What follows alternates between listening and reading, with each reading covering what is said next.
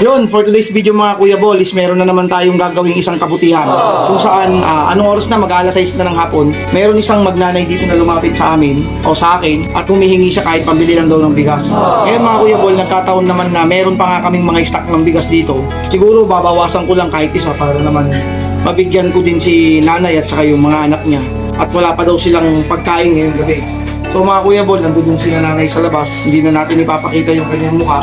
Basta bibigyan na lang natin. Ang gagawin na lang natin ngayon, actually, meron pa akong mga natirang bigas galing kay Governor Christian Yap.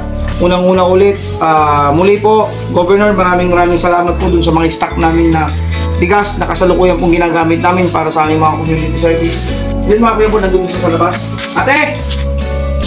Ate! Yan. Yun, ito yung mga sobra namin nung aming anniversary. Hindi naman namin nagamit, kaya ito ginagamit namin sa mga charity works, mga feeding program o kaya ano pang makakatulong sa tao. Ate, pasensya mo na muna itong aking bigas para kahit na paano meron kang sasain.